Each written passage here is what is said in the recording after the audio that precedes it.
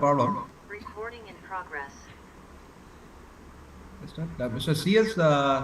Rajat Agarwal, a Bangalore-based company secretary and a law graduate, has over 5 years of experience as an independent consultant, specializing in corporate advisory, governance, compliance, and intellectual property laws.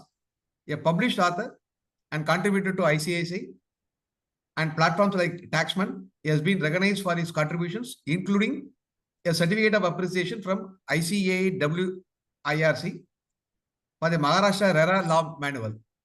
He is a member of ICICI Professional Research and Publication Committee and the editorial board of the Students Newsletter Committee, and a co-author of newsletters like RERA Newsletter and Tech Torch. Over to you, Mr. Rajat Agarwal. We welcome you.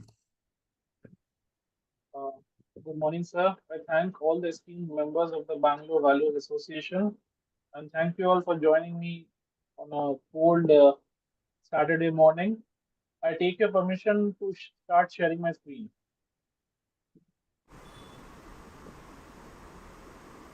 Sir, don't mind. Can you little bit louder, sir? I take permission to share the screen.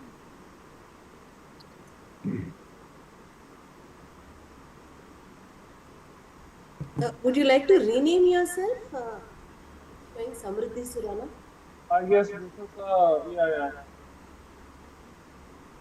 Okay.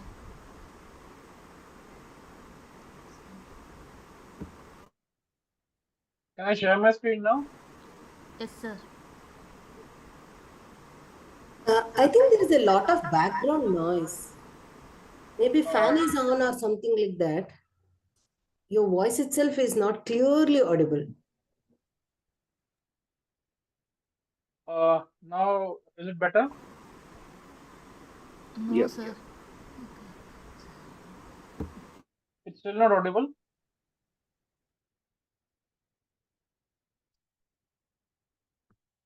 Now it is better, I think. It's better, no? Okay. So I'll just begin by stating that. So I assume I'm now loud and clear to all the members. Today's Yes, we topic can. is Yeah. Okay. today's topic. We are starting on introduction to data privacy law and the role in valuation. The genesis of the entire presentation is will be slightly more balanced towards data privacy, but we will also focus in midway on how data privacy impacts valuation and how the entire exercise of conducting valuation of different securities, land and buildings, or the entire entities as a whole. So, without further delay, I'll just start off. Uh, this is how the presentation will look today. First, we will just give a touch of how the law begins. Next, the regulatory framework of the law, which acts are in force, what are the rules. We'll talk about the key players in the entire DPDP Act, the data fiduciary, the data principle, and lastly, we'll cover breach and penalties. In the entire midway of the entire presentation, we'll cover some case studies, some real life case studies, and some fictional case studies on how valuation, on how data privacy breach or how compliance to data privacy can affect valuation.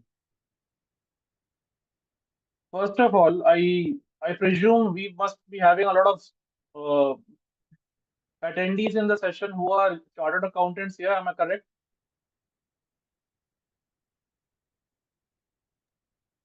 Correct. So Yes. we must have seen in the recent elections, which ended on, if I'm not wrong, 6th or 7th of December.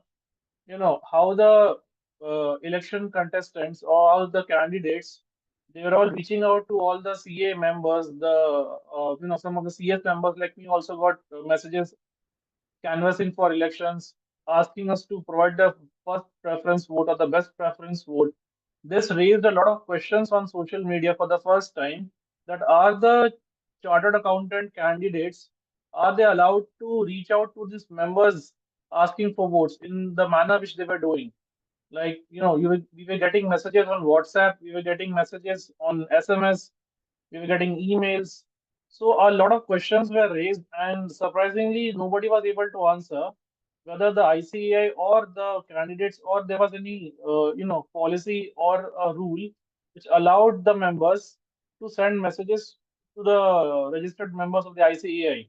Not only that, the affiliates of the candidates, the interns, the other associates, their other friends and relatives, they also use their own cell phone devices and laptops, their own email addresses to send bulk SMS, bulk emails to all the members of the ICA, which further raised questions whether who consented. How did I consent to giving my mobile number, my address, my email ID for them to send messages? So for the first time, the members raised an important question on privacy. I'm sure a lot of members here can relate to it. A lot of members are company secretaries. The last time we had elections 2 years back, we also faced a similar situation where a lot of company secretaries were bombarded with a lot of messages, emails, phone calls. There were minimum 20 to 25 or 30 phone calls every day, and so on and so forth. So the need of a stringent data privacy law in India is absolutely essential as of now. Four of the most important cases from the global scenario. Equifax is a credit company. What happened there? It offered the data privacy. They had a data breach, and the data for 147 million individuals got leaked. The credit card details, the social security numbers, their phone numbers, email address. We have a CIBIL score in India. They have a FICO score. Everything got leaked. So Equifax had to pay $700 USD millions in settlement. Just to settle the case, they had to pay 700 million US dollars, including compensation to the affected users and penalties by the US regulators. Same in British Airways. British Airways lost data for 4 lakh customers due to vulnerabilities in the website. The website didn't have stringent data privacy controls, stringent cybersecurity measures. The UK's Information Commissioner Office, they've levied a penalty of 183 pounds on the company. ByteDance. This company is famously known by the word TikTok. We all aware of how TikTok is influencing the social media culture, the real culture in India right now. TikTok, it leaked the data of all the all its users. They tried behavioral change in the users by projecting certain kind of content on their social media feed. And what happened in 2020? The Indian government banned the app. TikTok, the app, which was owned by ByteDance, it was ultimately banned by India in the year 2020 for exposing sensitive data of the customers, for inducing certain behavioral changes in young teenagers, so on and so forth. LinkedIn in 2021, 700 million LinkedIn profiles got breached. All the data got scraped and sold out in dark web and public domain. So in all these cases, while Indians were also affected, the Indian government could not levy any penalty because we didn't have a stringent data privacy law. They faced the huge penalties in the Europe, in the EU or the USA because they had stringent data privacy laws in place. These are the cases, real life cases from the global scenario. Next, we're coming to cases from India. We're all aware of how companies like Zomato, Big Basket, Domino's. The case for Domino's was one of the most famous data breach case in 2021. What happened was we a lot of details got leaked. Some terabytes of customer data got leaked. Their phone numbers, their favorite dishes, the favorite pizza choices, the phone numbers, email address, home residential address, how many times they ordered, everything got leaked and all these companies. Aadhaar is basically a government body, except Aadhaar. Zomato, Big Basket, Domino's, all these companies had to face a severe reputational damage. But they got away without any monetary penalty because we had no regulatory framework in place. They just faced some reputational issues. They lost revenues for a while, but they started off once again. Right now, today, as of today, Zomato, Big Basket, Domino's, all are household names. So the entire crux of the matter being why we actually need a stringent data privacy regulatory framework in India and how or why the registered valuers should be aware while undergoing a valuation exercise for their clients. While going through the session, the presentation, all the sections which I will refer here, they will refer to the Digital Personal Data Protection Act of 2023. As on the date of presentation, as on today, the DPDP rules or the Digital Personal Data Protection rules have not yet been notified.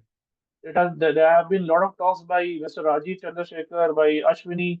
They have been talking to release the rules as early as May 2024, but it's been constantly delayed. So we hope to have the rules notified by the end of this year or early January. Once the rules are notified, the act will be made effective. Before moving on, a study showed that almost 69% of the Indian startups or the Indian entities they fear valuation downgrades due to data privacy risk. On an anonymous survey conducted with the startup founders and entrepreneurs, they admitted to not having a secure data cybersecurity measures with their entities, which if a cyber breach happens, it could lead to a loss of or a downgrade of valuation.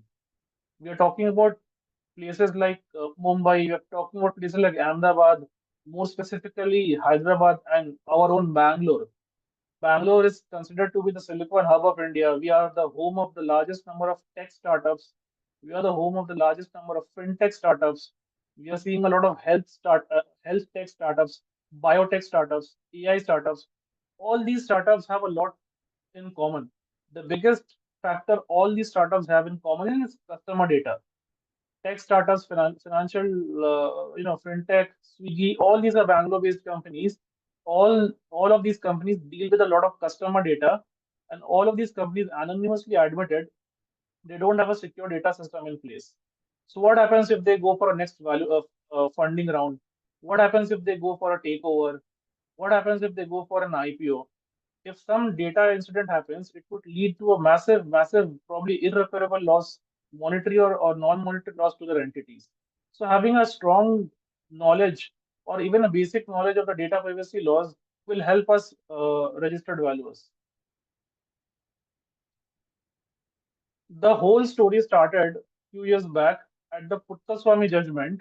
The whole issue revolved around the fact whether collecting biometrics by the government of India, Aadhaar, the retina, the iris scan, the fingerprint, our name, email ID, phone number, date of birth, address, was it constitutional?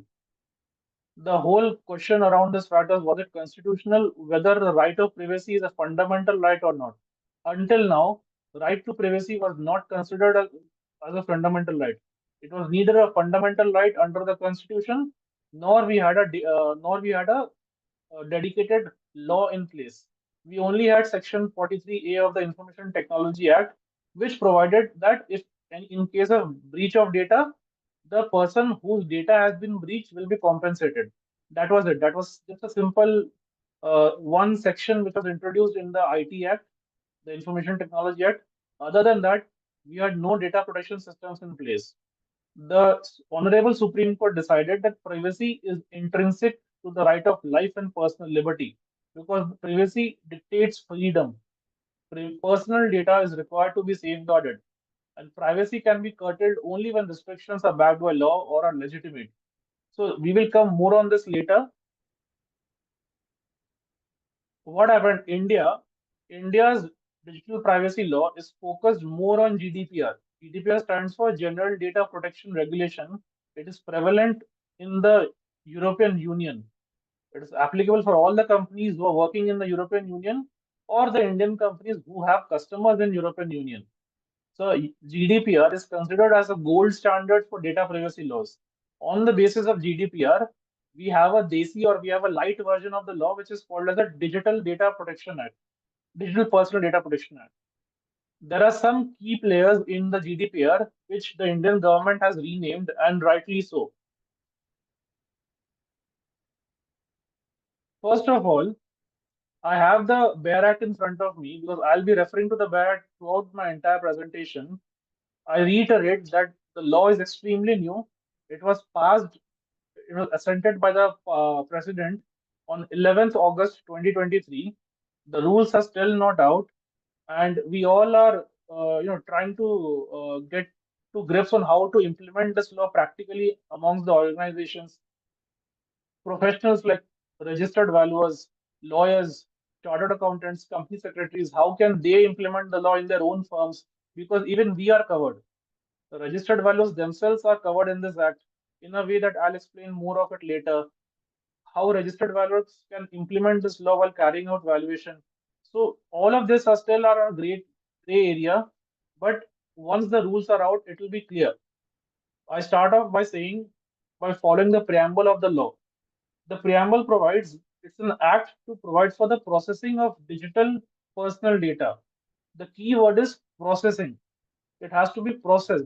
It involves some sort of automation of digital personal data. Here we talk about personal data. One important fact which I want to point out is it's talking about personal data. It's not talking about personal identifiable information.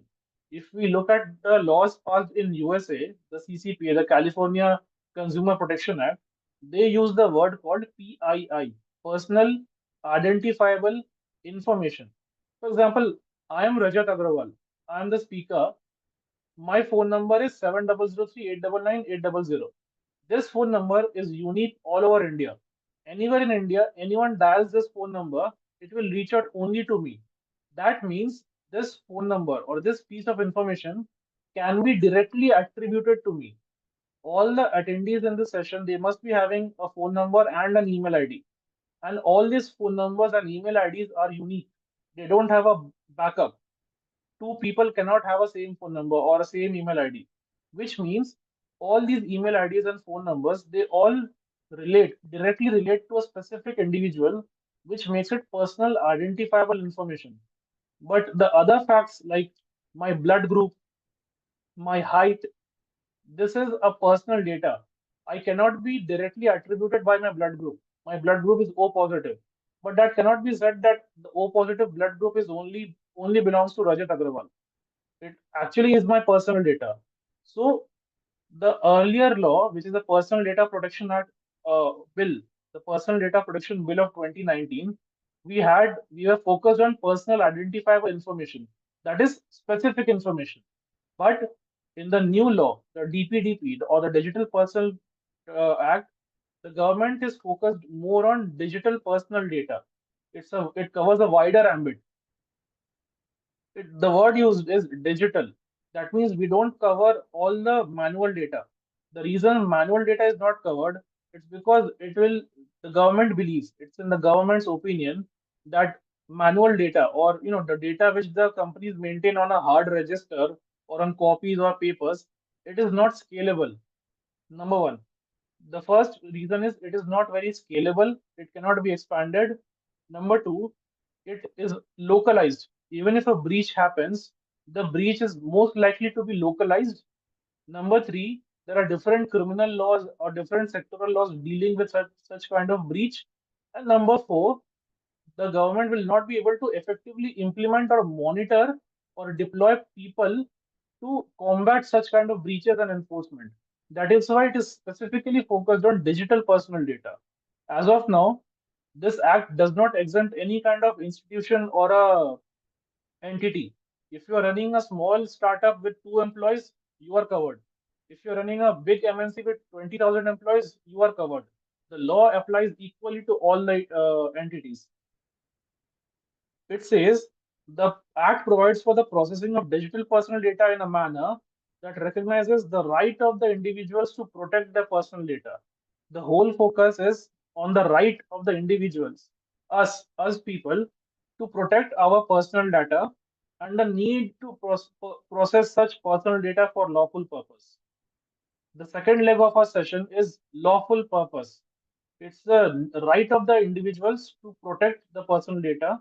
The onus is on the individual's personal data and the requirement, the purpose to process such personal data for lawful purpose. It should be for a lawful purpose. What is the meaning of lawful purpose? It is any purpose which is not expressly forbidden by law.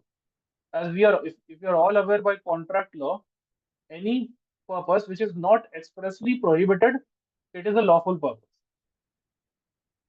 Moving on ahead, we'll start with the applicability of the law. On whom the law is applicable, on whom the law is not applicable. This law, the Digital Personal Data Protection Act 2023, is applicable to all the people, all the entities inside India. If the data is processed in a digital form, if we are processing the data in a digital form, say for example, if I am a health tech or if I'm an AI startup, if I am collecting the data of customers via Google form or a Microsoft form or through a website, that means I am collecting data digitally. That means I am collecting data digitally. I am covered. Or if I am getting the data manually, but subsequently I am digitizing. If I'm collecting the data on a handwritten form, and subsequently if a employee in my company digitizes them, converts them into digital form, still I am covered. So the law is covering all the personal data which is in digital form or which is in a non-digital form, but it should be digitized subsequently. For reasons mentioned above, data contained or processed manually will not be applicable. The law is not applicable on them. But the data which is processed digitally or it is collected digitally, the law will be applicable. This is for India. For outside India, if the provider of services or the provider of goods is located outside India and the goods and services are offered to people in India, the law applies to them. The biggest example can be Amazon, Netflix, or all these companies, especially Netflix, is the company which is based out of India. It's an American company. It's an American streaming company. Amazon is an American company, but Amazon is providing goods and services to people in India. Netflix is providing services to people in India. Therefore, they are covered. Therefore, the law applies to them. The law specifically applies to them in a manner that all the data you will collect for people in India will be saved in India. You cannot save it outside India.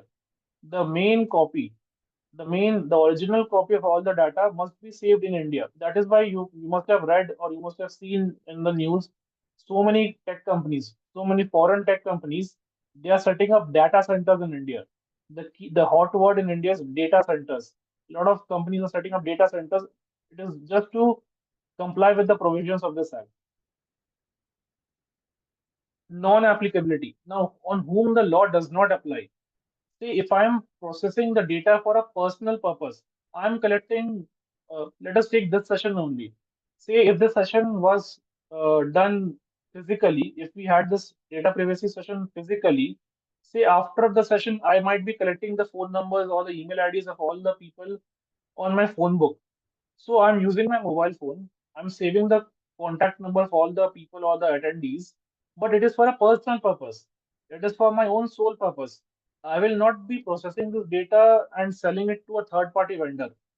I'll be using it for my own purpose. So this law will not apply to me.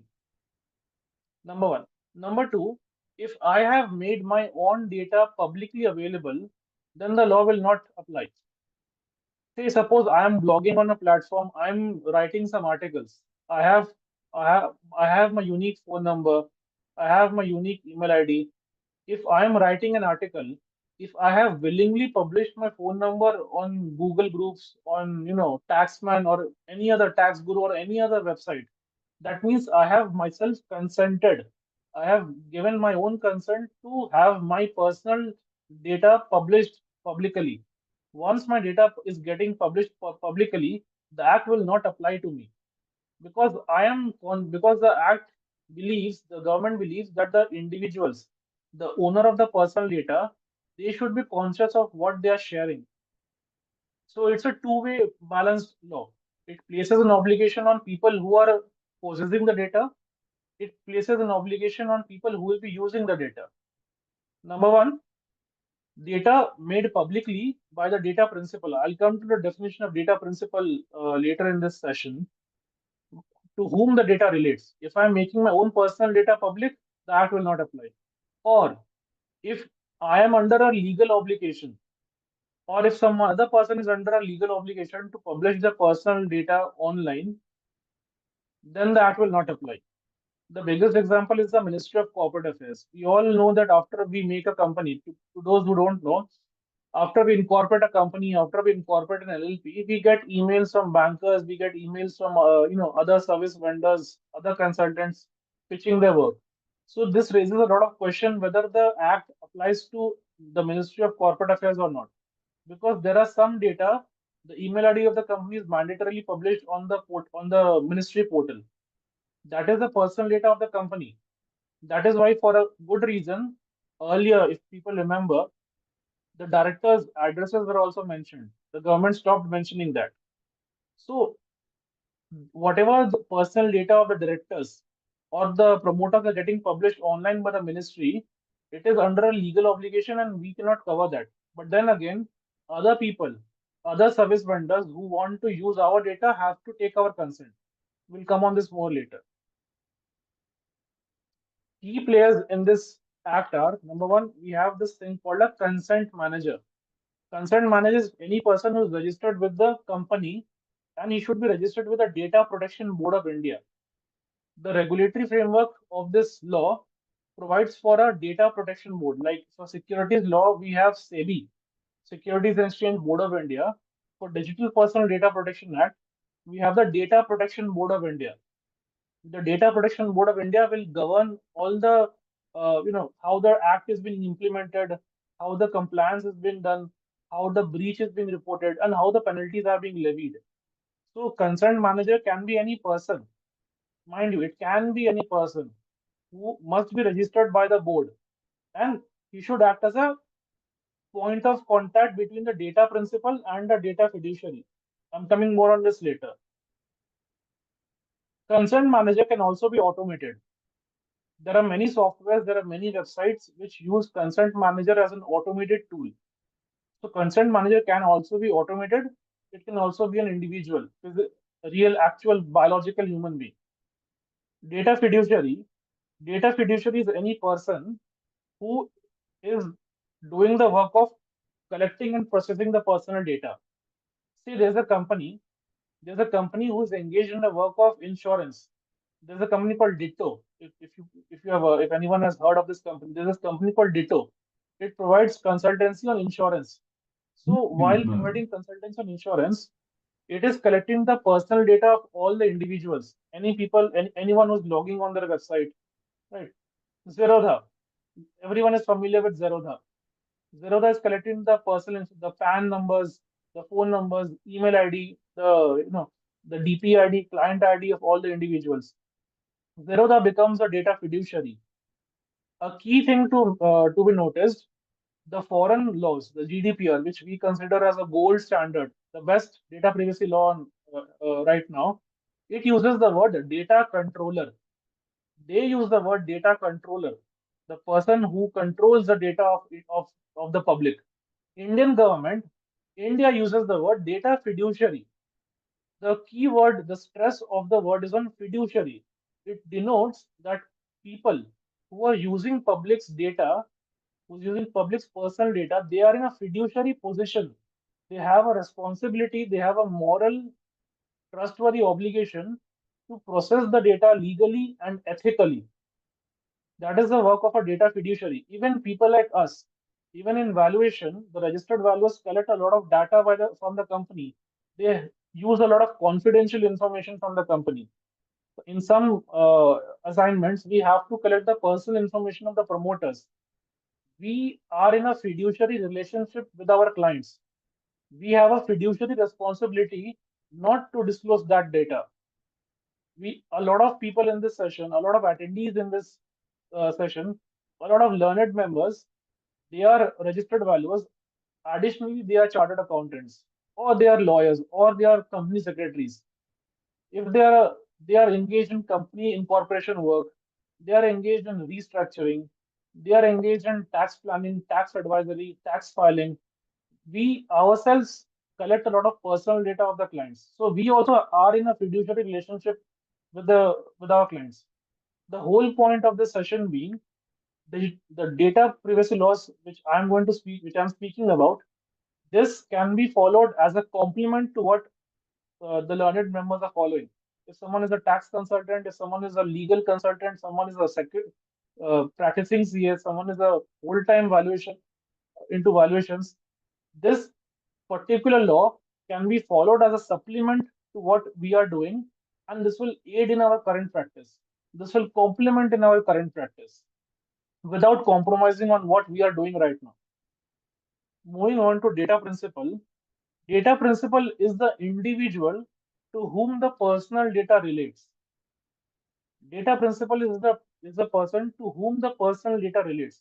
See, right now I just mentioned my phone number. But the phone number which is mentioned, that is my personal data. So I become the data principal. In GDPR, the word uses data subject. The word uses data subject. Data subject is any individual whose data is being used. But India, we use the word data principal because psychologically saying data principal sounds bit better than data subject. Also, the government wants to emphasize that the main role of this act is to protect the most important person of this entire act is the data principal. Data subject sounds a little inferior. Data principal sounds something who is superior, who is the most important person. Next, we have a data processor. Data processor is any person who processes the data on behalf of the data fiduciary. Here, we might have a doubt whether data processor and data fiduciary can be the same person. The answer is yes. See, for example, let's take our case. If we are working on any assignment which involves collection of personal data from the clients, we are the data fiduciary. Again, we are also the data processor because we are using the data to provide our work product. We are using the data to provide our work product, which puts us in a fiduciary position. Also, we are the processor. So sometimes the data fiduciary and the data processors can be the same persons in smaller organizations.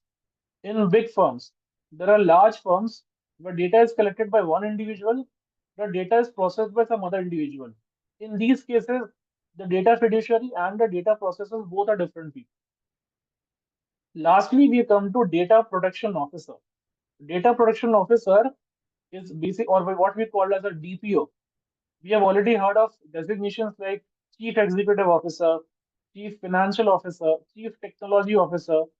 We now have something called as a Data Protection Officer. And the interesting part of this law is anyone attending this session right now, they can offer virtual DPO services. Additionally, by being a registered valuer, by being a practicing professional, they can because chartered accountants also provide services as a virtual CFO. So us professionals, RVs, CAs, CS, all of us, or all the other people of other background attending this session, they can offer their services as a virtual DPO. Again, data protection officer can be a person within the organization also. It can be in-house or in-house designation also.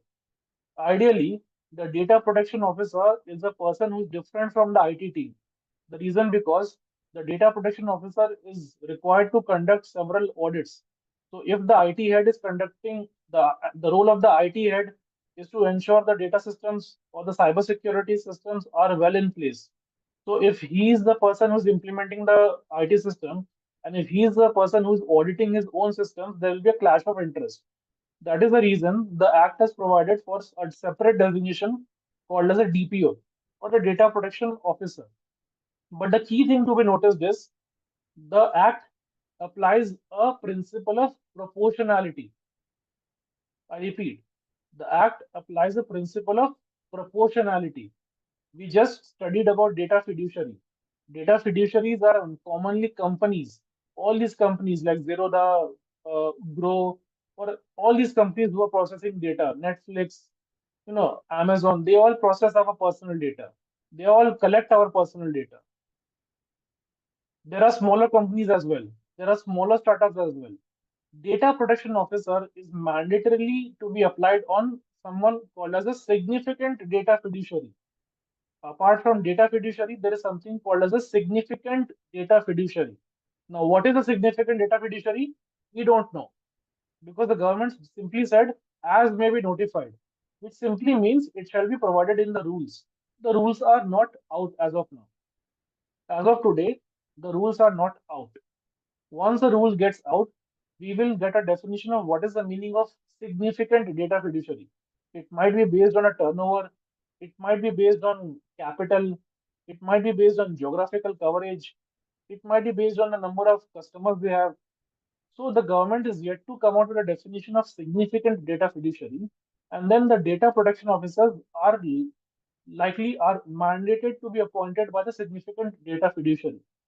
To relate this to have a proper understanding, even in companies that there are certain companies which are mandated to have a virtual CFO, to have a full-time CFO. There are companies, say listed companies, listed entities are mandatorily required to have a chief financial officer. But that does not mean that startups cannot have a CFO. The startups may have a CFO. It is just that it is not mandatory. That is why, for some reason, startups have something called as a fractional CFO. They have a fractional CFO, which is provided by finance professionals, chartered accountants, and other professionals. So, people who are attending the session, apart from being an RV or other or belonging to other professional, we can offer services as a fractional DPO, just to have a good cybersecurity, just to have a good data privacy culture in the organization to foster better valuations. Next, we're coming to important concepts. Number one, we'll talk about something called as a data. Data is simply a representation of information. The Act says data is a representation of information, facts, but it also extends to concepts and opinions or instructions in a manner suitable for communication. Anything, any information relating to an individual can be my blood, can be my height, can be my weight, can be my blood group, can be the phone number, any information about me which is used for communication, which is used for interpretation, which is used for processing, either by humans or automated means, that is a data. One small example, Byju's is a company which is, if I'm not wrong, located in Bangalore. Byju's, it's an edtech company. And a lot of people here who are parents, they must have got calls, that, you have a child studying in so and so college or so and so school. You have a daughter, you have a son, right? So that information, because they don't know you by name, they know you by a mobile number. Against a mobile number, your name is saved, your personal data is saved that you have so and so kids, you have two kids, you have a single kid, you have a daughter, you have a son. So all the information which belongs to you, which is used for communication, processing, and other means, that is a data. Digital personal data again is data which is the personal data which is contained in a digital form. Digital personal data is simply the data, personal data, which is contained or processed in a digital form. Personal data here means personal data, the Act says, it's any data about an individual who is identifiable by or in relation to such data. There can be some data for which I cannot be identified with. That is not personal data. Like I explained earlier, my phone number, my blood group, my PAN, all these are personal data. But what I ate, wherever I traveled, that is not a personal data. That is just a data. That is not a personal data. Personal data breach. Personal data breach. The law defines personal data breach as any processing which is not authorized, any processing, any use, any communication, any processing of the personal data which is not authorized is a personal data breach. Here, one key thing to be noticed, or one important fact to be noticed by all of us is the Act has provided for a word called accidental disclosure. The Act has provided for a word called accidental disclosure, which means companies now they cannot take mercy. They cannot pass an excuse saying that the data got leaked accidentally. They can no longer say, sir, we had an accident, the data got hacked, the data got leaked, we are no longer liable. No. Gone are those days. They can no longer plead innocence. Even accidental leak of a data is considered seriously by the law, and serious penalties are being levied. So this is how the act has been structured. Processing. Processing, if you look at a definition, if you look at a definition of processing in the act, it basically means wholly or partly automated. It must have a certain degree of automation. Like I said, if a company is collecting all the data on a register manually, that is not processing because that entire thing is done by a way of a manual process. But once automation is involved, once a certain degree of automation is involved, that becomes processing. Even looking at a data becomes processing because the definition is so wide. The definition given in the act is so wide that any operation on the data, even if you look at a data, even if you open the file and if you are trying to view the data, that is processing. It includes operations like recording, organizing, structuring, storage, collection, destruction, everything. Even the destruction of the data, even erasing or deleting the data is called processing.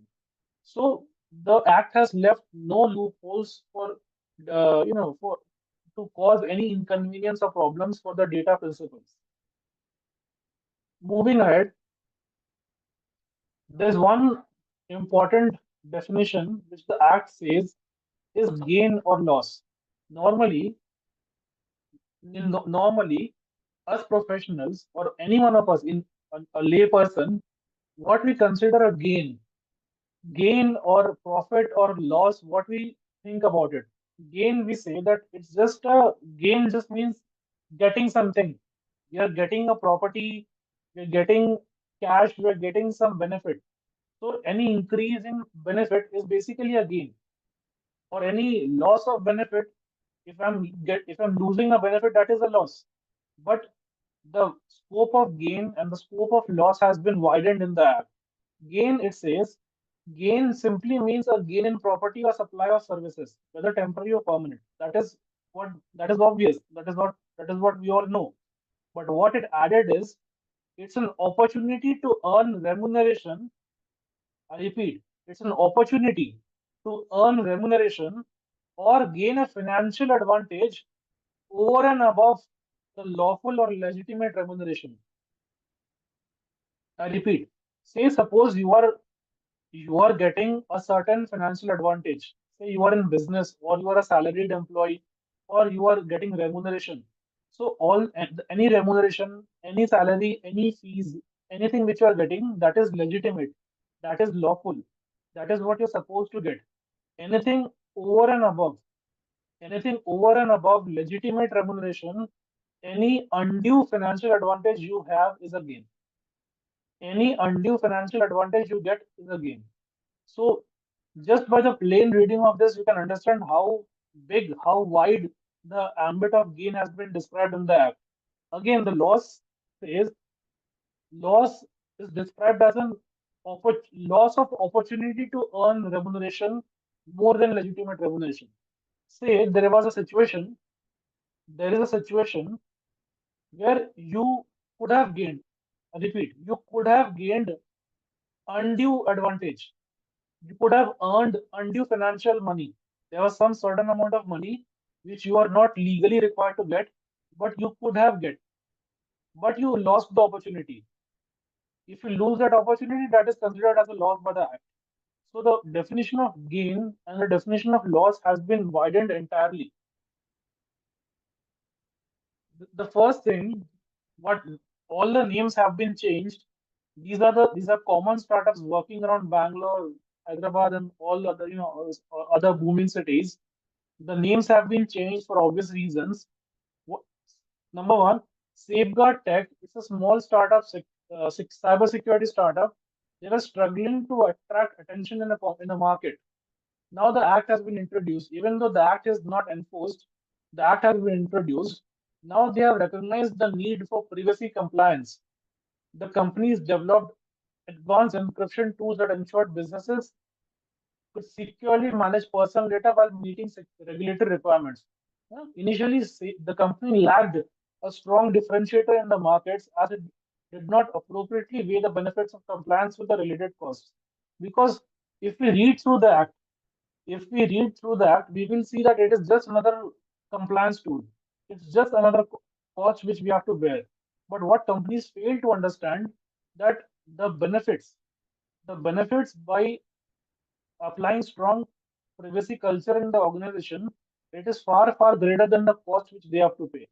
The first question being, how can startups, how can these kind of startups, they can use compliance-driven information to carve out a unique position in the markets. Because right now, as we say, 69% of the companies, startup companies in India, they don't have a good privacy culture. The answer being, the company can revamp the data privacy system to align offerings with the data protection mandates. Later, we'll come with more concepts called as consent. We'll come with concepts like notice. We'll see concept like data minimization. Because if we are working through an assignment, if we are working on an assignment, if we can if we can work on an assignment by collecting a certain data, certain one point of data, single data, we should try and minimize our efforts by collecting that minimum data as possible. This is something which all our seniors have taught us. If we are talking to a client, if we can manage the work by collecting as less data as possible, we should follow that. So any company which deals with customer data, they need to have a strong consent management system, data minimization, and breach mitigation. We'll come more on that later. The first point which we're starting is data fiduciary. The first thing, as I'm looking at the Bear Act, the first thing which the law says is that the obligations of data fiduciary. This is contained in section 4. What are the obligations of data fiduciary? The data fiduciary means a person who is collecting the data, and sometimes he's the same person who's processing the data as well. The data fiduciary is a person who is processing or collecting and processing the personal data of a data principal. He should do it after taking the consent of the person. He should only do it after taking the consent. For example, we have been to a lot of cafes, we have been to a lot of restaurants. Right now, as of now, what these establishments have started doing, they collect the mobile number of the customers. If anyone has walked into Zudio, they have stopped issuing physical bills. And Zudio is a garment store located all over India. If anyone goes to any cafe, they have stopped issuing physical bills. What they do, they simply tell you, so please provide a mobile number. The bill will be sent across on SMS. The invoice will be sent across on WhatsApp. We are doing this to preserve environment. We are doing this to save paper. On the face of it, it looks nice because the person has asked our consent to send us the bill electronically, and we have given the consent. But what happens later? The same companies, they send daily messages, uh, daily marketing messages saying that, please, today we have this offer, today we have this discount. This is something which we haven't given our consent to. I hope everyone can relate to this fact. When we are buying or purchasing or obtaining or availing any service, any good, any product from any retail store or any supermarket, we provide our phone number, but the mobile number is asked for a sole purpose of giving the bill or the invoice.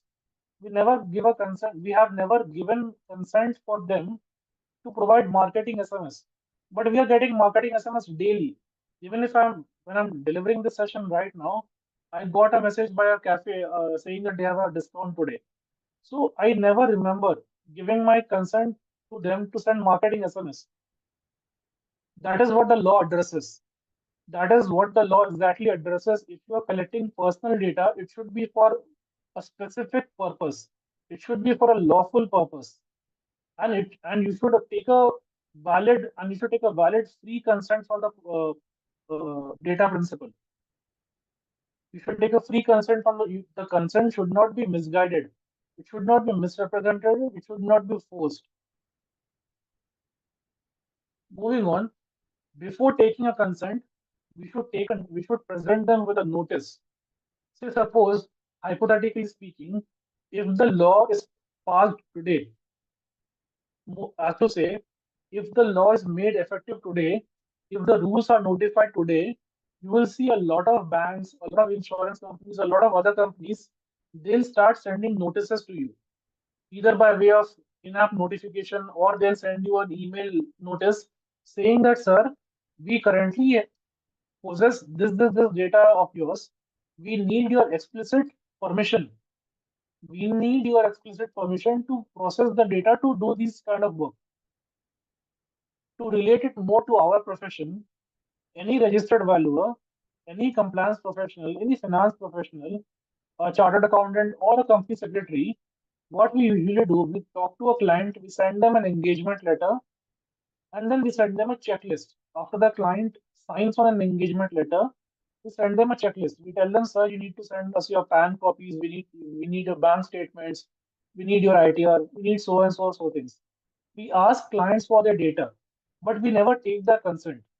One could say that, okay, since the client is providing the data, they are giving an implied consent, but we haven't explicitly mentioned for what we are using. Again, we use the same data to notify clients for any future work.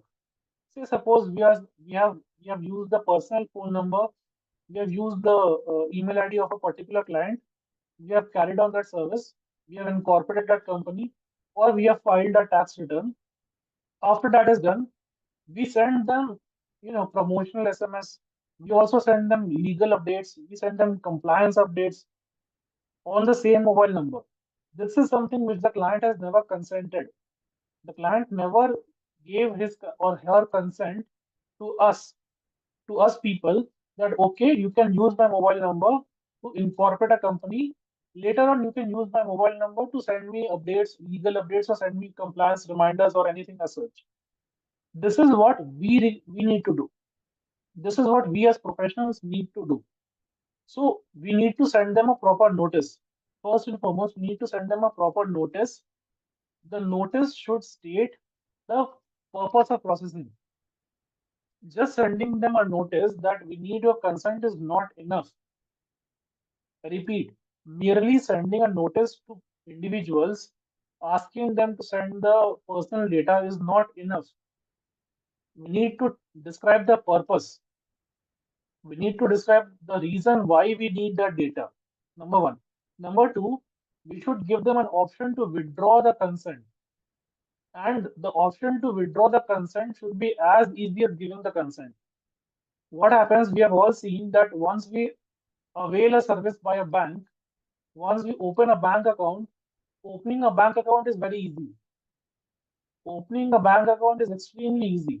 But closing the same bank account in the same bank, it becomes very difficult, because they will not want their customers to leave, right? The act says the way you have made the clients to provide the data so easily, you should provide them a similar easy way to withdraw the data, withdraw the consent. That is basically which is called as opt-in or opt-out mechanism. You must have read in several websites, several pop-up notifications. Do you want to opt out of this email alerts? Do you want to opt in of this email alerts or SMS alerts or drop down notifications? Somewhere you must have seen. India follows an opt in mechanism. The US follows an opt out mechanism. The difference being, opt out mechanism says the companies will continue processing your data unless and until you say stop. I don't want it anymore. India says to collect the data first you have to ask. You cannot say it is a deemed consent. You cannot you can no longer say it is a deemed consent. You have to ask your clients, the clients you do the valuation for. You ask them, are you asking valid consent from your customers? Are you sending a valid notice to your customers that you can opt in or opt out anytime you want? If no, you need to factor this in mind while doing the valuation. Point number three, we need to have a mechanism to address grievances. We need to have a mechanism to address grievances. These are the four important factors in a notice. Number one, we need to state the process. We need to state the purpose for which we are processing the personal data. Number two, we need to have a option to withdraw the consent as easily as they provided the consent. Number three, we need to have a system for grievance redressal. The word used in the act is effective grievance redressal. The word is in the act is effective grievance redressal, which means the grievance redressal which provided, it should not be a namesake. It should actually work, it should actually be in force, and it should actually provide service to the clients, to the customers who have asked for who wanted the grievance to be resolved. And lastly, it should provide a mechanism to complain to the board. The board means the Data Protection Board of India. It should provide a paragraph. The notice should specify a paragraph that in case you are not happy, in case you are dissatisfied, in case we are not able to provide you with specific kind of a service, or in case we are mishandling your data, you can file a complaint to the board in a particular manner. Again, which have to be notified in the rules. These are the four things which must be provided in the notice, whoever is sending the notice to any public for collecting the data. Even we as professionals, we need to provide a notice to our clients stating that these are the things, we are collecting your data for this purpose. You can withdraw anytime. You can, if you have a grievance, this is how you can resolve your grievance. And if you have a problem, you can file a complaint to the board. Again, obviously, if the company, if the public, if the people, if our clients, if they withdraw the consent, we will not be able to process the data. That will come to it later. Now, the second case law is notice seeking consent for processing personal data. SnapPay, again, it's a Bangalore-based startup. It's a digital wallet. It's expanding its customer base. What happened was the company had a very faulty privacy policy. When we checked the privacy policy, the company's privacy policy was very vague. It was not clear, and the consent was buried in lengthy terms and conditions. So what happened was when we have a very when see what whenever we deal with such kind of companies, they present us with the terms and conditions and privacy policy. They say that if you want our service, you have to say I agree to the terms and conditions. You have to agree to our privacy policy, and then we can start providing our services. Now, the company's privacy policy was extremely vague. It was not very clear. It was drafted extremely in a very complex manner. So what happened? Customers used to provide consent unknowingly. Customers, they provided consent unknowingly because they didn't bother to read. I mean, we have installed so many softwares, we use so many apps. When was the last time we read the terms and conditions of the app? Nobody. Nobody. None of us read the entire terms and conditions. We just scroll down, we just click I agree. Nobody, if I remember, must have read the entire full paragraph. So customers, they provided consent unknowingly. They didn't bother reading the entire paragraph, and the result was they got targeted advertisements and unsolicited offers. The one which I'm talking about. There are many companies, they wanted my consent only to send the bill, but now they're sending me promotional SMS as well. This consent mechanism was opaque. This was not clear. It was ambiguous. It was vague, and this caused a lot of problems. Users were not informed adequately about the purpose and extent of the data processing. So how can these kind of companies, they can develop the consent practices? The reason being, they can introduce a simple privacy notice. The Act says that your notice for seeking consent should be extremely simple. It should be written in an extremely simple manner to be understood by a layman, and it should have a specific opt-in and opt-out mechanism. The company should not there should not be a factor for deemed consent. The companies cannot say that since you are silent, I am assuming that you are consented. No, there should be a specific consent. There should be a specific active yes, that the customer is saying, yes, I allow you to take my data, to process my data for a specific purpose. The purpose which you are asking about, you should use my data only and only for that specific purpose and nothing else. You cannot send me marketing emails. You cannot send me promotional SMS. If you want to do, you have to take a separate explicit consent. Either you can send me an SMS or you can send a pop-up notification on the app Whatever you want to do, you have to be very transparent. The notice which you're sending, it should state why are you taking my data, which data you are taking, what purpose are you taking for, how can I have my data deleted, how can I revoke my consent, who are you sharing your data with. All these things, it should be very, very transparent. It should be extremely transparent. Consent. The meaning of consent, which the law says, is the consent should be free. Means that there should not be any arm twisting or any manipulation involved. The consent, the language of the notice asking for consent should be absolutely free. It should be specific. It should be very, very specific. I'll give you an example. Say, also one more thing. Normally, the act talks in a masculine language. Most of the laws, most of the laws you must have seen, it refers to people as he or him. This particular law refers to as she. This particular law removes all the gender bias and refers to as she. So she includes he. So if you read this law, everywhere you will see that the word she is used, the word he is not used. So say there's a person, say, anyone, say me. I am using a telemedicine app.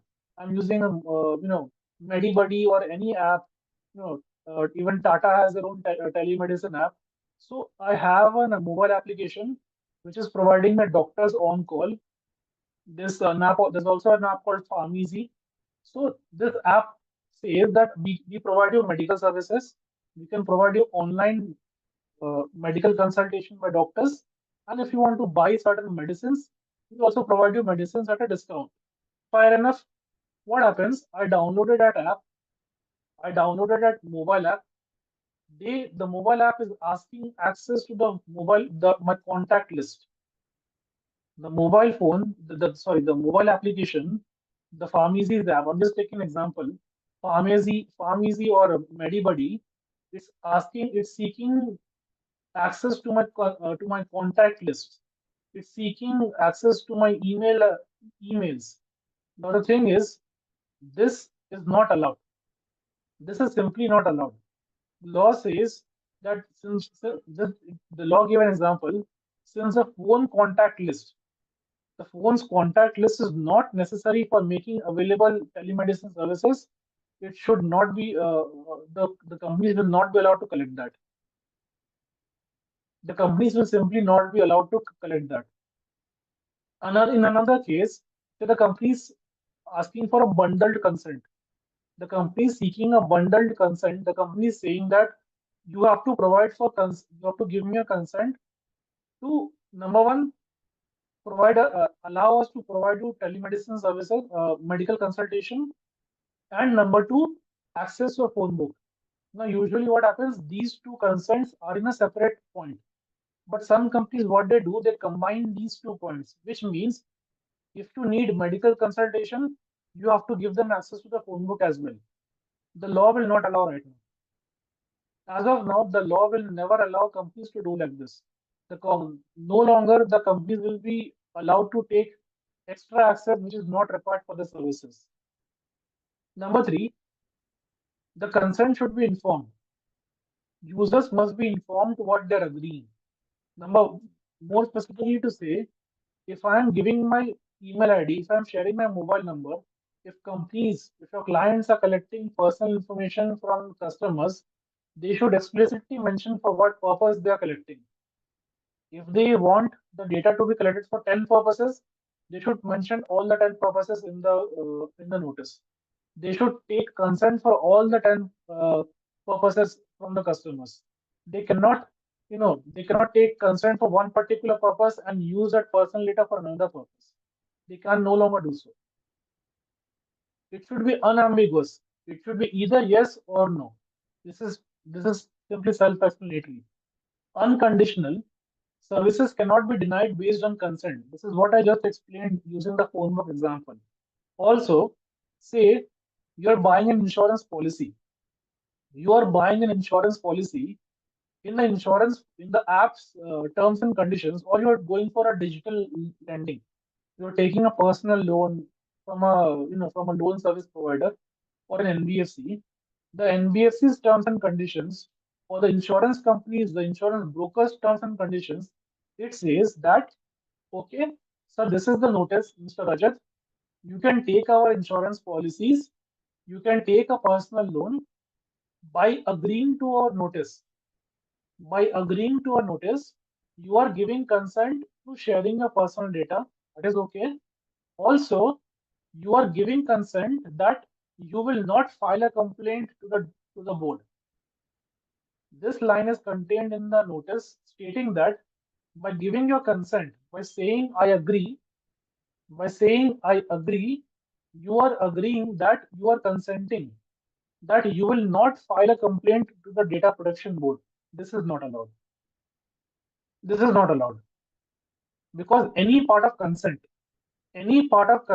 which infringes any part of consent which goes against the provisions of the act will be invalid to the point of the invalid part.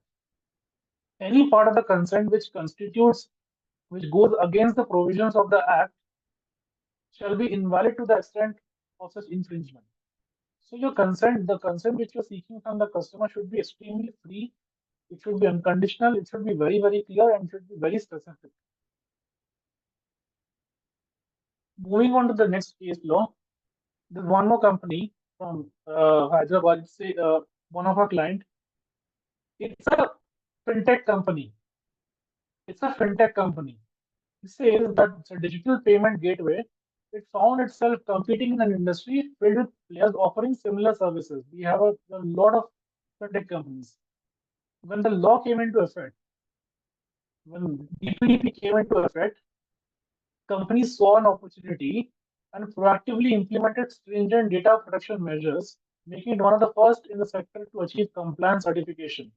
The problem is for us valuation professionals. For us valuation professionals, how can our clients, how can our clients adopt data protection measures?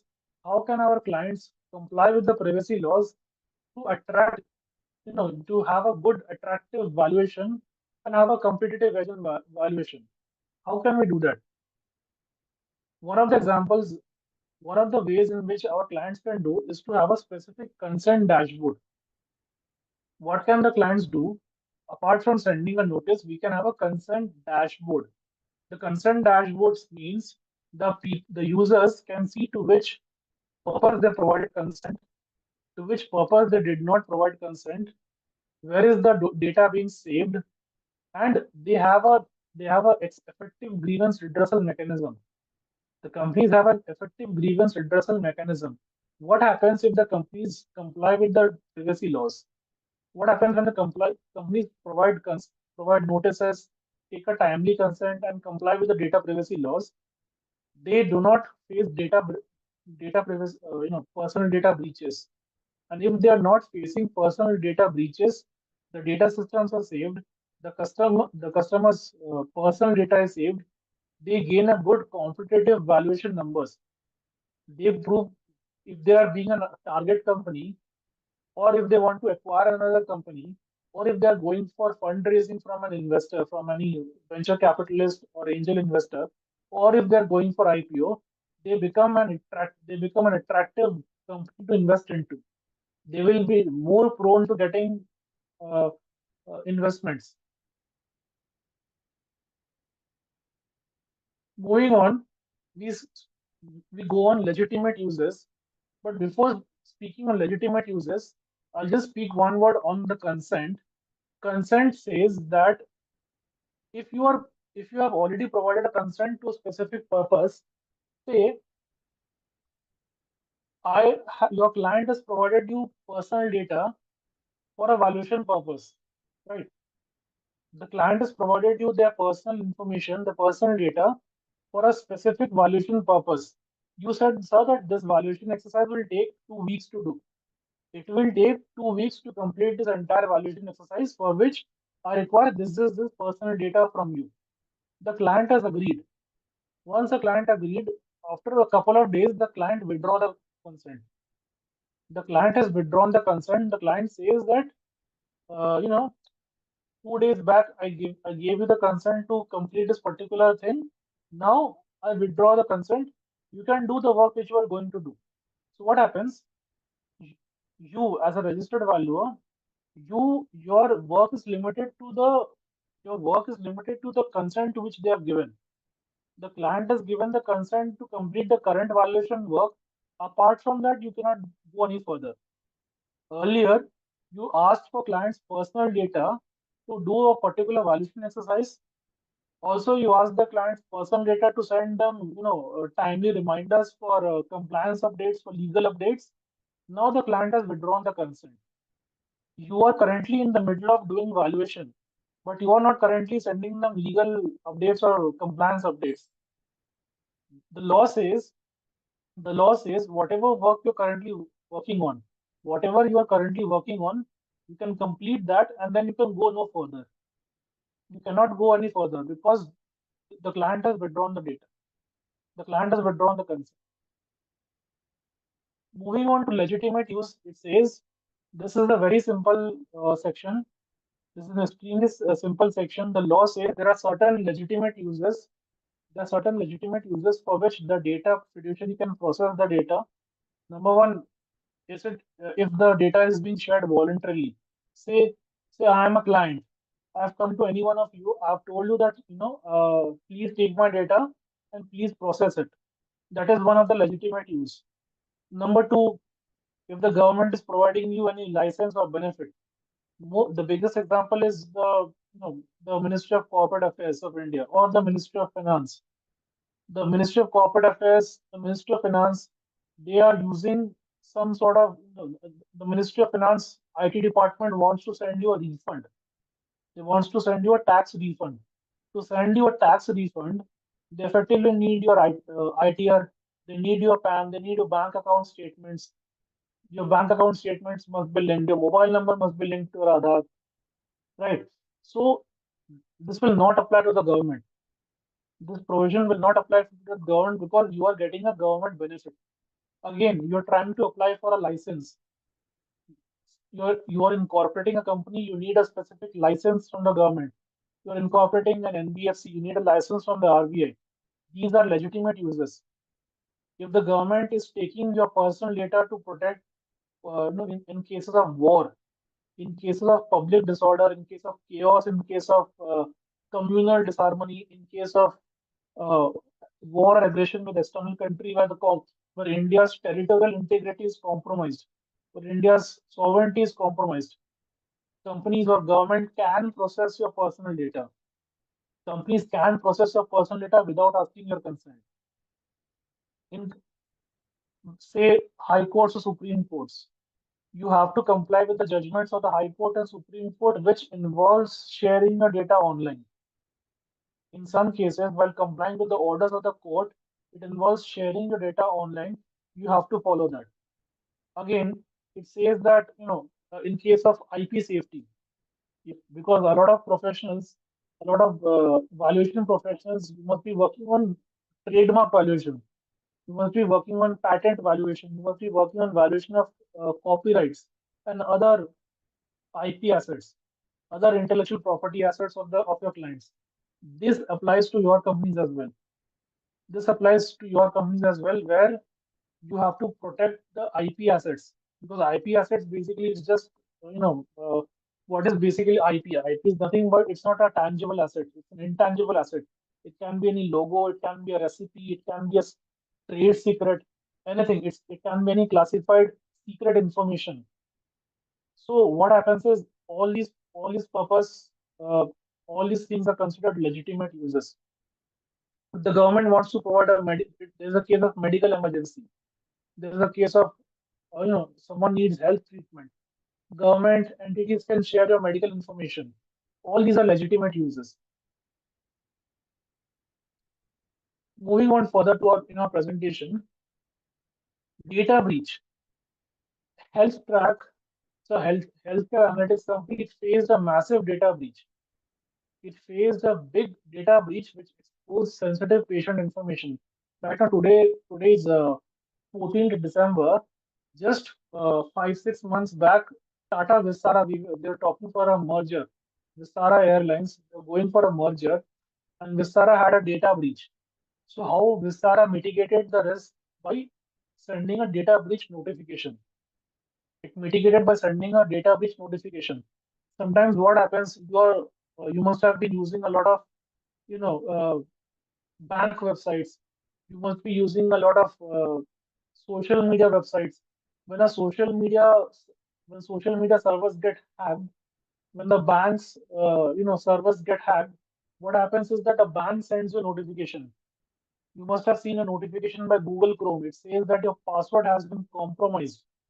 It says your password, your details have been compromised. Please change your password. You must have seen it somewhere. All this is called as a breach intimation. It is called as a intimation because if your clients are working in these sectors, the clients are working in these sensitive sectors and they face a data breach, the first and the foremost obligation of your clients is to intimate your customers. Otherwise, they'll be facing a massive, massive lawsuit. They'll be going for a massive lawsuit. And I haven't started on the penalties. Once I start with the penalties, just a sneak peek, penalties go as high as 250 crore rupees. Breach of provisions of this act, the penalty is as high as 250 crore rupees. So the government is very, very serious on data privacy compliances and data privacy breaches. Imagine your client who has been working very well, they have good numbers, they have a good product, they have a good margin, but they had a data breach. The data systems were not secured. They did not send notice to the clients. They did not collect proper consent from the clients. They were not maintaining adequate safety safeguards. They did not have a data protection officer. They had no grievance redressal mechanism, and a breach happened. One lawsuit can cause bankruptcy to your client. It can reduce valuation drastically. So we are talking about not 10,000, 50,000, 1 lakh, 2 lakh, 10 lakh rupees. We're talking 250 crore rupees, up to 250 crore rupees of penalties. This is how high the penalties the government has prescribed. Earlier it was 500 crore rupees. In the draft bill, which was modified, the penalties were as high as 500 crore rupees. The government reduced it to 250 crore rupees after industry representations and requests. So data breach, the data privacy is something which we cannot ignore it anymore. As a client, as a data principal, as a entrepreneur, as a registered valuer, as a professional, we cannot simply ignore. The breach occurred due to poor data governance practice policies and lack of adequate safeguards. Now, how can these kind of companies, how the breach has happened, right? Because no company's data systems are foolproof. No company can say that our systems are unhackable. Nobody can hack our data. It is simply not possible. It is simply not, there's nothing which is 100% foolproof. It can take time to breach, it can take time to hack, but once a hack happens, once a data breach happens, once unauthorized access happens. Recently, we had a case of Star Insurance, you know, just 1, 2 months back, or just we take the case of 2 weeks back. There's a company called Zepto. I believe Zepto is a Bangalore startup. Zepto, what happened? An insider employee leaked information on the startup saying that customers' data are being profiled. People who use an expensive smartphone above 30,000, they see different prices. People who are using lower end cell phones of 20, 25,000, they see lower prices. So this is illegal customer profiling. This is illegal usage of data. This is something which the customers have not given the consent. This is something the customers have not been given notice to. Obviously, no company will give a notice saying that you are using an iPhone, you will be given less discounts. You will have to pay more. Nothing like this happens. But the fact that customer data are being processed for unauthorized use, for purposes which are not notified to the customers, this can cost Zepto heavily. This can cost Zepto heavily once the allegations are proved and once government gets involved. A lot of people will withdraw funding. A lot of funding, proposals which are going to happen, they will be cancelled. So it will impact the valuations of the company. Everything boils down to and valuation is more. It's an art. It's a science. Valuation is an art. We say it's an art and a science. It's what how we perceive the company as as valuers. We are aware of Mr. Ashwath Damodaran. He says how we see the company in future. What the company does right now does not matter. What the company will do in future, that is what it matters. That is why even loss-making startups gain crores and crores of funding. It's because of the good valuations. It's because the people, the professionals perceive this company to be good. But what happens if one data breach causes a reputational loss? What happens if there's a downtime? The company's future will be wiped off. The future of people will be wiped off. The entire game will be changed. How can companies like HealthTrack turn a damaging data breach into an opportunity to rebuild trust, enhance compliance frameworks, and restore investor confidence in the long term? Because we all understand that breach can happen, mistakes can happen, issues can happen. It's just how the company deals with it. One of the ways in which the companies can deal with this kind of breach is, it can have a very good data management system. It can have absolute encryption of data. The data can be encrypted. The data can be saved properly. In some websites, you will see that when you are trying to log in for the first time, they'll say you must have a minimum 12-digit password. Your password has to be minimum 12 digits. It has to have a one uppercase character, one small case character, one special character, one numerical. Sometimes it causes irritation to us, that we have to think of a complex password. But think from their perspective. If you Google right now, if you Google later after the session, most used passwords, you will see people keeping password as same as password or ABC123. These passwords are easy to be hacked. These passwords are easy to be guessed by someone. When the websites are mandating that you should have an uppercase, a lowercase character, you should have a digit, you should have a special character like a dollar or a percentage symbol, what they are essentially trying to say is the password should be complex. Once the password is complex, it is difficult for the hackers to break into. And this is one of the ways in which your data can be protected. This is just one of the ways in which the data can be protected. Also, it can go for something which is called as a pseudonymization. It can go for something called as pseudonymization. Say for example, there are five customers from Bangalore in a particular startup. Say these names are Suresh, Mukesh, Rajat. Okay, Rajat lives in Jayanagar, Suresh lives in Indranagar, and Mukesh lives in Whitefield. Okay, there might be five customers from JP Nagar. There might be 10 customers from HSR layout. So instead of giving them names, what we say, Jayanagar customer one, Jayanagar customer two, Indranagar customer one. This is called anonymization of data. This is called pseudonymization of data. If the data gets leaked, if the data gets leaked, what happens is the hacker, what he will see, he will just see the names as Indranagar customer one, Indranagar customer two. He will not be able to see the names. Our phone numbers, my phone number starts with 7003. If the company says that whatever phone numbers the customer provide, the backend, we can reverse the number. Reverse the number as in my number ends with zero. What the companies will do, it will start with zero, or it will, do some sort of operation that the hackers will not be able to use the data. So all these are digital security measures which the companies can employ. Even if a hack occurs, even if a data breach occurs, your data is still safe because whatever the hackers have got, that is the anonymized data. That is a mask. That is not a real data. They will not be able to do anything with the name, but just by saying Janagar customer one 9999988888. They can't do anything with it. This is the result of a brilliant cybersecurity measure by the company. And even if a hack happens, the company will say nothing. There's no problem on the customers because no personal information has been exposed. And that is how you rebuild trust with the customers. That is how you enhance your compliance framework. And that is how you maintain good valuation numbers for your company. Moving on, we move on to a concept called data principle, which is us. If you are dealing with several brands, we're dealing with different shops and different establishments, we are a data principle.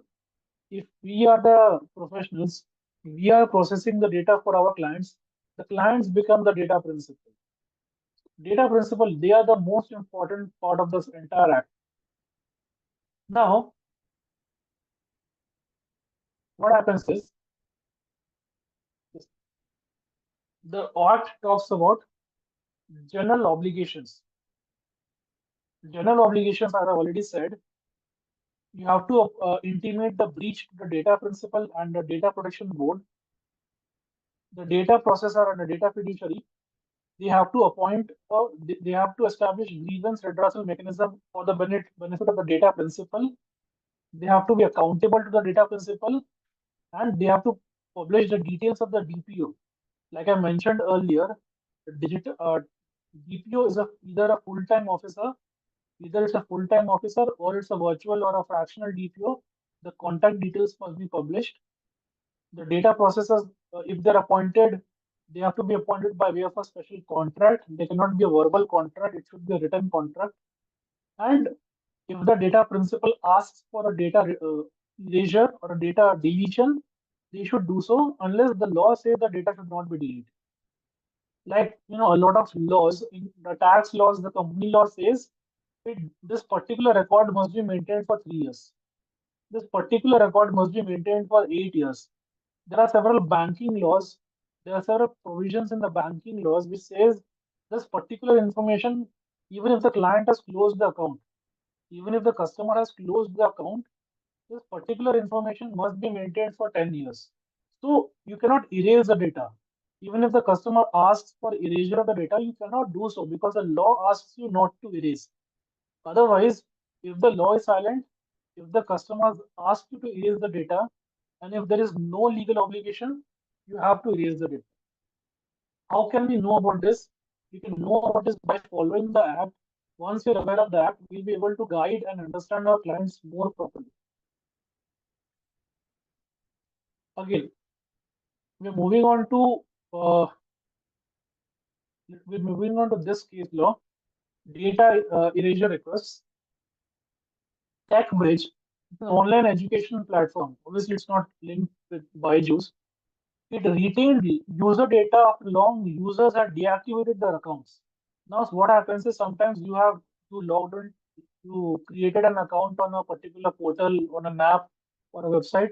You created an account, you used your service, and then you deactivated the account. What happened was Mira, a former user, discovered that her personal details were still being stored and occasionally used for promotional emails. Right. So this is a problem which I am personally facing. This is a problem which I am personally facing as I'm speaking out to you. There's a particular service which I used. I got the service. The service provider gave me the service. I paid for the service, and then I closed the account. There's an option where it says you can delete your account. Once I deleted my account, I thought all the work was done, but I'm still getting emails. I'm still getting WhatsApp messages saying that we have this offer, we are providing this services. So I had to file a complaint with them. I had to file a complaint with the compliance team stating that this is the facts of the case. Now the problem is I cannot go to the data protection board because the act is not in force. The act has only been notified, but it has not been made effective. If the act were made effective, then customers like us will be more empowered to file a complaint with the data protection board and they'll be forced to delete the data. So how can companies like TechBridge turn compliance with the right to erasure into strategic advantage and enhance user trust and attract privacy conscious investors? Right now, we see that India as a young country, the a good chunk of the population are young generation people. If you have seen a lot of people here, they are very tech conscious. They are very privacy conscious. They're starting to get more conscious of their own personal data. No longer we can ignore the fact that we have to comply, we have to follow the request for the customers when it relates to the data privacy. What it says, it can have a robust data retention and an erasure policy. Even if the act is not in force, even if the act is not in force right now, which I believe it will be made effective anytime very soon, as quickly as this month only, we can start by advising our clients to have a data erasure and a data retention policy. What the data retention and erasure policy will simply say, it will say that we have collected this data for this particular purpose, and you can request erasure of data by sending an email. You can send an email to Mr. Rajat Agarwal, and you can have the data deleted. Your data will be deleted within so and so time. Say 1 day, 2 days, 3 days, 4 days, whatever time you can say, whatever reasonable time you can provide. Or you can say that this particular data will not be deleted in compliance of this and this section of this and this act, because this particular provision of this particular act, it says that this data, this particular information must be maintained for 4 years, 5 years, or 10 years. So we are restrained, we are prohibited from deleting or erasing that data, so we cannot do that. Other than that, we can delete the data based upon a specific request. This is what we can start off. Rights of data principle. What are the rights of data principle? Number one, the data principles. In case we are availing services, or we are availing goods, we become the data principal. In case we are the service providers, then our clients become the data principals. What are the four major rights? The first right, which the law says, is that it's right to access information on personal data. It says that the data principal has the right to know. The data principal has the right to know what kind of data is being used by me. Even if I provided the consent, even if I gave you the consent, I can ask for a summary of your personal data. And if you want a valid proof of that, you can watch it right now on your WhatsApp screen. If you open your WhatsApp, if you go to settings, if you go to privacy, there's an option which says download your personal data. WhatsApp allows you to download your personal data. A lot of you have Google Gmail accounts. If you today morning, if you go to your office, or if you open your laptop, go to your Google account, go to storage. Once you go to storage, and you can get an option, download your personal photos, download your emails, download your drive information. Google says the information which you have uploaded, your personal data, your photos, whatever photos you have uploaded on the you know on Google Photos or Google Drive, you have an option to download them. Obviously that is owned by you, that is attributable to you. All the chats on WhatsApp says that the chats are encrypted. We don't have an access to the chats. So all the chats which you are sending, all the messages which you are sending and receiving on WhatsApp, all these belongs to you, and you have a right to download your own data anytime you want. You just have to file a request. In 2 to 3 working days, we'll send you a link, or you will get an option to download the data. This is the right which data principals have. This is a right which we have as service receivers and as service providers. We have to provide this right to our clients. If our clients ask for our data, we have to provide them as soon as possible. One of the key ways what we do in whatever valuation we do, or legal or financial work, whatever we do, we keep all the clients' data on a cloud. We maintain it on cloud, and we maintain it offline as well. And the cloud data is synchronized and shared with that particular client. So the client always, at any given moment of time, has access to data which he has shared to me, or she has shared it with me. So first and foremost, the client has the right to know the summary or the details of the data which they gave it to us, and the data which is being processed by us. Number one, they have a right to know the identities of the data fiduciary. They have the right to know who am I and what are my qualifications. Qualification as such, am I qualified enough to process the data? Am I skilled enough to use the data properly? That is the right which the data principals have. Number two, they have a right to correct and erase the personal data. There's a small typo, apologies for that. It's data, not date. Right to correction and erasure of personal data. The clients, the data principals, they have a right. They can request us to have the data erased or corrected later on. See, no, especially in case of women after marriage, this they change their names, right? So names are a part of personal data for the data principals. They have a right to have the data changed. Let us take our examples. We are all registered with some valuation agency or a valuation or entity or a RVO.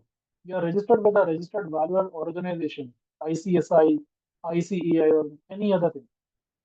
We have a right. So the ICSI or ICEI, all these valuation entities, they have our personal information, they have our membership number, they have our registration number, email ID, phone number, names, and everything. We can file a request to have our personal data corrected. We can have our data corrected. Obviously, people can ask for surrender and ask for erasure of our personal data. They are also under an obligation. The RBOs are under an obligation by the IBBI to maintain some sort of data. And even if the person ceases to be a RBO, an RV, even if the person ceases to be a registered valuer, the RVO should maintain the details of the personal data because the IBBI is mandated, because the law asks mandates so. So this is one of the rights which data principal has. Thirdly, the data principal has a right to grievance redressal. This is one of the main points which I talked about when we were discussing notice. Whenever we were discussing notice, we said that the notice should provide the that the data principal has access to effective grievance redressal mechanism. That is the grievance redressal mechanism provided by the data fiduciary to the data principal. And the data principal must have a right of grievance by explicitly carrying in that. The law has explicitly mentioned this right as a of grievance redressal to the data principal so that they will not be deprived of any actions which they needed. Grievance redressal mechanism, it is a duty of the data fiduciary and it is a right for the data principal. Lastly, we are saying they have a right to nominate. The data principal has a right to nominate. It says that in event of death, or incapacity, say for example, an organization, any organization or entity, it has my personal data. It has a lot of personal data which belongs to me. Some of the personal data cannot be erased because the law asks not to erase. The rest of the personal data, I can have it erased anytime because that is not specifically mandated by the law that you have to keep it. That can be erased based on a specific request. I I can nominate any other person in case of incapacity, in case I am unable to exercise my rights as an individual for whatever reason. For whatever reason, if I am not able to exercise my rights, I can have a nomination. I can nominate any other individual, my brother, my daughter, my father, my son, anyone. I can nominate an individual, and that specific individual will act on my behalf and have the rights exercised. Say I have a grievance which I needed to be addressed, and I'm not able to have my grievance addressed, or I'm not able to have my data deleted, or I'm not able to access my personal data because of reasons like incapacity or the data principal has died. The data principal can nominate any person, which says that in event of my death, in case of my death, this specific individual, Mrs. X or Mr. X, can exercise all the rights which would have been exercised by me if I was alive. Moving on, the law prescribes for certain duties, and this is the first time. This is the first time there is a penalty for not following the duty. Usually, even the Constitution talks about the fundamental rights and the fundamental duties, but usual people never forget the fundamental rights, but never talk about the fundamental duties. Even in the Act says the data principal has certain duties and it has prescribed a penalty of 10,000 rupees on the data principals. The data principal, they are liable to a penalty of 10,000 rupees if they don't follow their duties properly. So the entire objective of the act is not one-sided. Like I discussed, it is meant for processing of digital personal data in a specific purpose in a lawful manner to protect the data principals.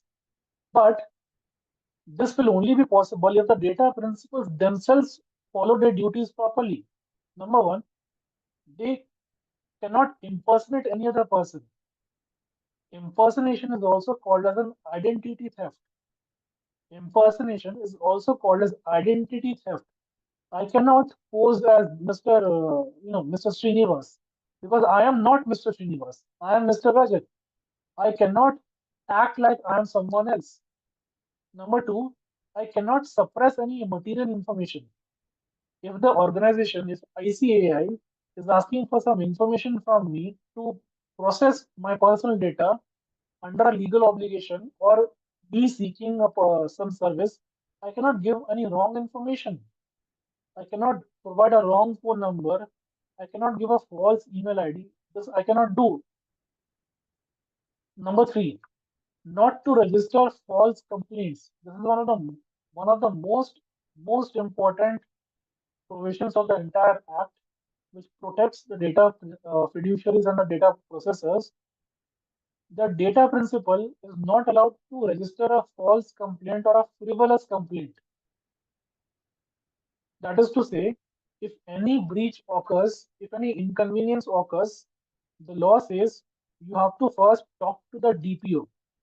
Either you talk to the data protection officer if you have a DPO in the organization, or you can talk to the data fiduciary. You talk to the data fiduciary and have a grievance resolved by way of a grievance redressal mechanism. Because, like we mentioned earlier, the data fiduciary must be having a they must be having a grievance redressal mechanism. They are mandated to do so. So, the data principals are first required to use the grievance redressal mechanism. If the grievance redressal mechanism fails, then they can file a complaint to the board, that is the data protection board. You cannot skip the step. You cannot skip the step and simply say that you cannot file a complaint stating that the data fiduciary is not acting as per you. So if the data protection board finds out that the complaint is false or the complaint is frivolous, it will levy a penalty upon you. Number four, they are required to furnish only authentic information. Authentic information is information which can be verified. Say I'm giving my Aadhaar number. I'm providing my passport number, right? If I'm providing my voter ID details, say, if I'm going to register a company, if I'm going to apply for a director identification number, I have to provide certain details. I have to provide my Aadhaar number because the portal does not cross check. The portal cross checks the PAN, but it does not cross check the Aadhaar number. It doesn't even mandate asking for the Aadhaar copies. It doesn't mandate asking for the voter ID. So that does not mean I can provide a false Aadhaar number.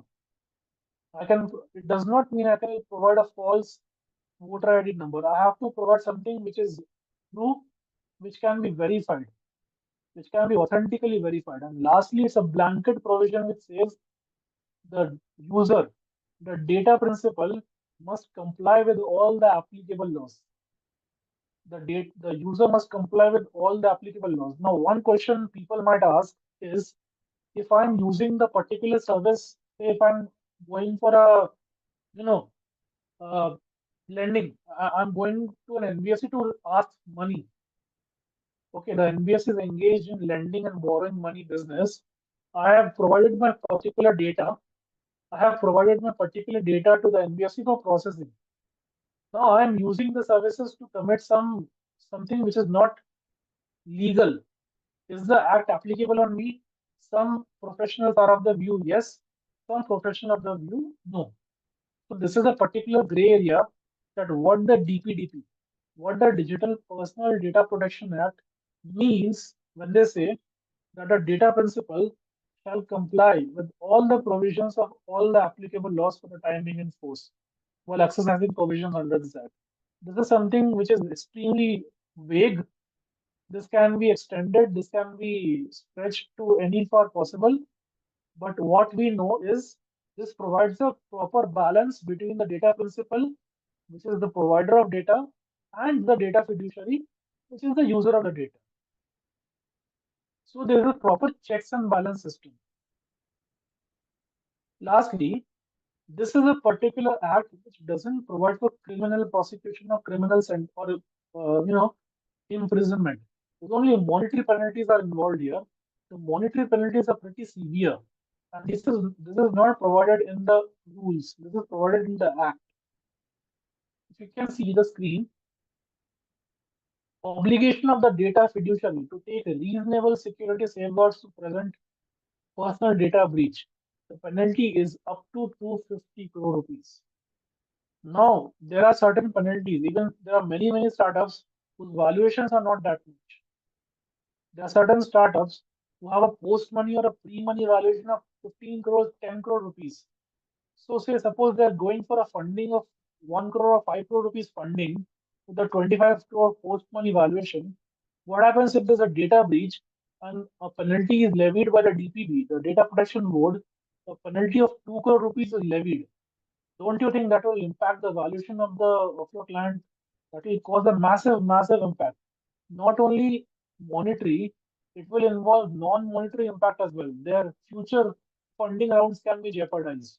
Their future revenues can be jeopardized. They'll face a massive reputational loss. A lot of companies they are going for something which is called as a online reputation management, which is called ORM. It's a proper legit business which is happening right now. ORM or PR management or reputation management is something which has come up of late to provide a good publicity to the companies in case something bad happens. Penalties under this act are extremely severe, and we have to be extremely watchful. In the entire thing, you will notice that in one of the lines you see observational duties to be exercised by the data principal. We mentioned about 5 duties which the data principal has to oblige, it has to observe and follow. The penalty is up to 10,000 rupees. So even the data principal is also not safe. The data principal has to follow their duties. Finally, in the last slide, what is the registered valuer's role? As a registered valuer, say you're going for registered value, you're valuing land, you're valuing immobile property, you're valuing buildings, or you're going for securities and financial assets valuation, you're going for ESOP valuation, going for startup valuation, right? A lot of companies, be it listed entities, be it unlisted entities, they're issuing a lot of ESOPs. ESOPs also in itself, it's a very emerging field, and registered valuers have a massive role in this, in the ESOP culture. Going for private funding, preferential allotments, foreign funding, the role of registered valuer is only going to increase. The role of registered valuer, it is only going to increase and increase further. Even when a company is going for shutdown, even when a company is going for merger or liquidation, a registered valuer is a very respected position.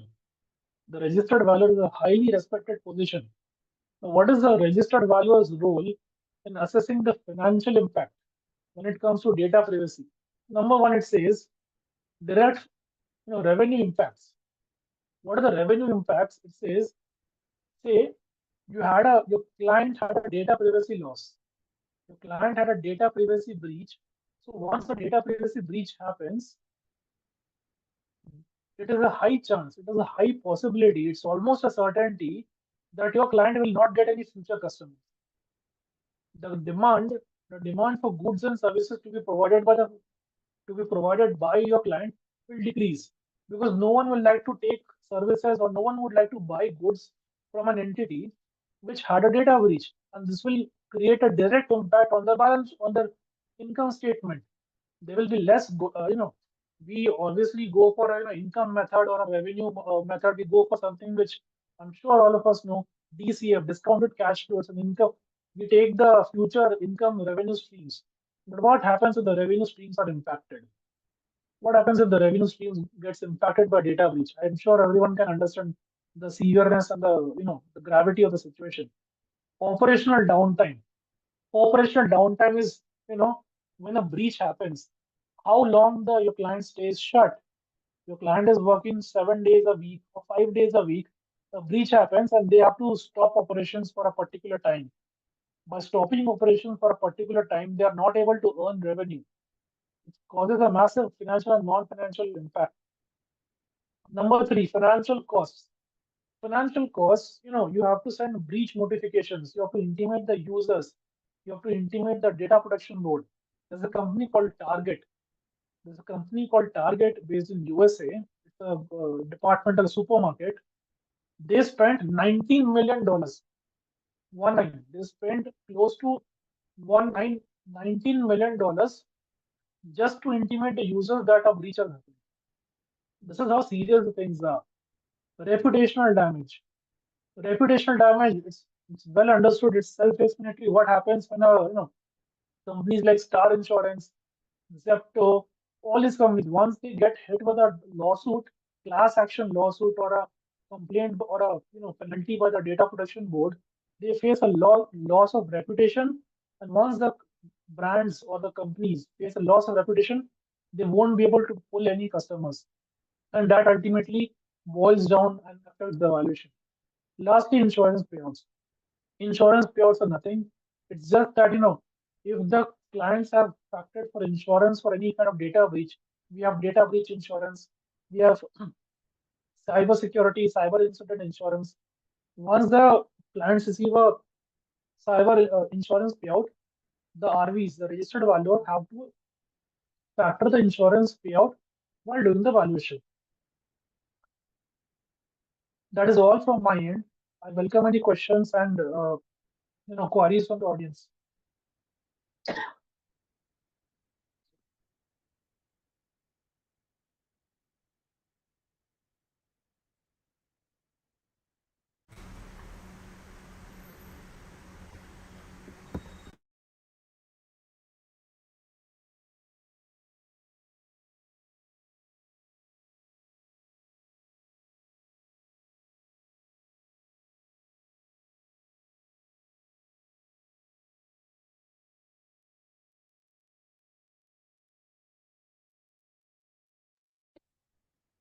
When is it expected to come into force?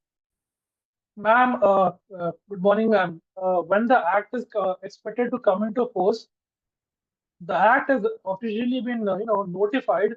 It is not made effective, and as you rightly asked, the act is expected to come into force within the next 3 months, because there's a lot of companies, they have been seeking clarity. And interestingly, just to inform you, this is the data privacy rules. This is the data privacy rule. This is called Digital Data Personal Data Protection Act. It's highly ironical. It is highly ironical that the DPDP rules got leaked. The DPDP rules 2024 actually got leaked by someone, but the government came ahead in time and said this is not authentic. Please do not rely on this. So we are expecting, see, this we are expecting in the next 3 months before the closure of financial year. Excuse me. Before the close of financial year, we are expecting the rules to come into force. And once the rules comes into force, we will see changes in the Companies Act as well.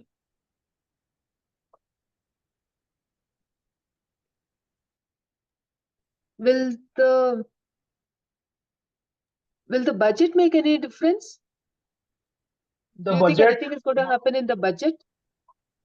ma'am, I have a faint. I'll be slightly biased towards this. I don't think there'll be anything, because this is purely, related to the regulatory aspects of the business. So while budget, if you mean direct taxes and indirect taxes, there might not be any significant changes. But the first part of the budget, which talks about economic aspects, the government might allocate a good portion of its resources towards establishment of the data protection board, towards maintaining a suitable or a proper IT governance infrastructure in place, the establishment of data centers in India, because one of the requirements in the act says you have to mandatorily localize the data. The data of Indians has to be stored inside India. So the government might provide incentives or tax benefits to some companies who will be engaged in local data center manufacturers and maintenance. That is what my personal thing is.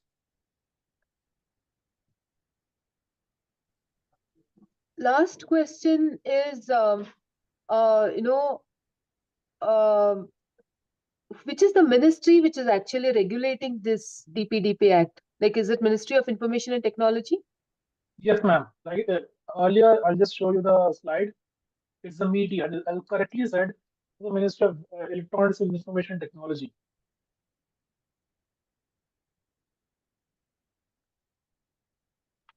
Thank you for all the clarification. Thank you, ma'am. Thank you for asking good questions. I mean, I think it's headed by Ashwini Vaishnav, if I'm not wrong.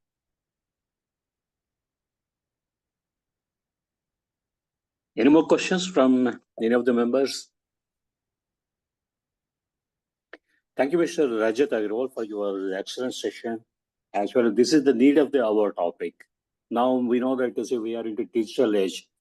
Yes, sir. The digital information is gaining more importance, and there is a need for protection, proper protection of the data. When they say otherwise, it will be misused by unscrupulous agents. We know that of late there are so many breaches. You have wonderfully covered the subject of data privacy law and the role in valuation. You have covered the need, the prominent breaches of data, like some of the companies like LinkedIn, etc. Then the data protection regulation, then the Digital Personal Data Protection Act, and what are the differences between these two, and the applicability of this law, then non-applicability where it is not applicable at all. Then the Data Protection Board of India, its role, then its duties, etc.